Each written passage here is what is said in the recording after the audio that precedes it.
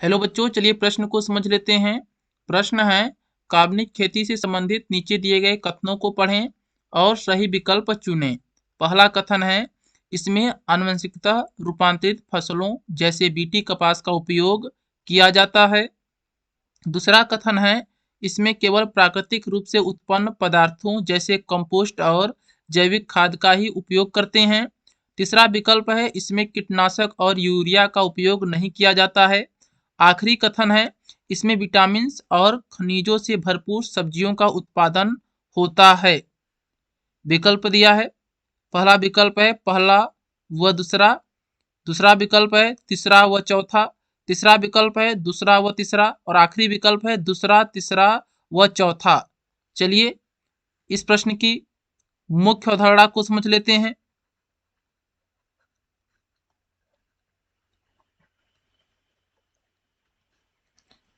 कार्बनिक खेती में जैविक पदार्थों का प्रयोग करते हैं। कार्बनिक खेती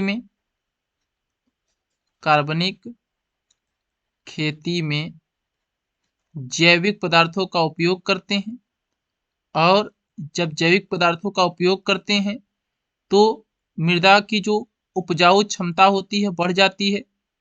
मृदा की उपजाऊ क्षमता बढ़ जाती है, जिस कारण से उत्पादन अच्छा होता है, उत्पादन भी बढ़ जाता है।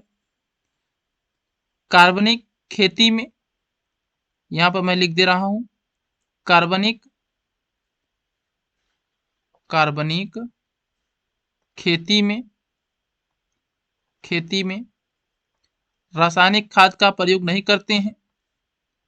रासायनिक खाद का प्रयोग नहीं करते हैं और कीटनाशक का भी प्रयोग नहीं करते हैं। जो कीटनाशक होते हैं इनका भी प्रयोग नहीं करते हैं। जो जैव पदार्थ होते हैं, जो जैविक खाद होता है, इनका प्रयोग किया जाता है। जो कंपोस्ट होते हैं उनका प्रयोग किया जाता है। कार्बनिक खेती से जो उत्पाद प्राप्त होता है, सब्जी अनाज प्राप्त होता है, उनमें खनिज विटामिन की मात्रा अधिक होती है। लेकिन जो रासायनिक खेती होती है उसमें भी जो अनाज प्राप्त होते हैं उनमें भी विटामिन और खनिज की भरपूर मात्रा होती है। लेकिन जो कार्बनिक खेती है इसका बुरा प्रभाव स्वास्थ्य के ऊपर नहीं पड़ता है और जो रासायनिक खेती है, कीटनाशक पर आधारित खेती है, उसका स्वास्थ्य के ऊपर बुरा प्रभाव पड़ता है। चलिए कथन को देख लेते हैं। पहला कथन है, इसमें आनुवंशिकतः रूपांतरित फसलों जैसे बीटी कपास का उपयोग किया जाता है। पहला कथन गलत है। जो पहला कथन है यह कथन गलत है, क्योंकि कार्बनिक खेती में बीटी कपास का उपयोग नहीं करते हैं। दूसरा कथन है, इसमें केवल प्राकृतिक रूप से उत्पन्न पदार्थों जैसे कंपोस्ट और जैविक खाद का ही उपयोग करते हैं। दूसरा कथन सही है। तीसरा कथन देखते हैं। तीसरा कथन है, इसमें कीटनाशक और यूरिया का उपयोग नहीं किया जाता है। तीसरा कथन भी सही है।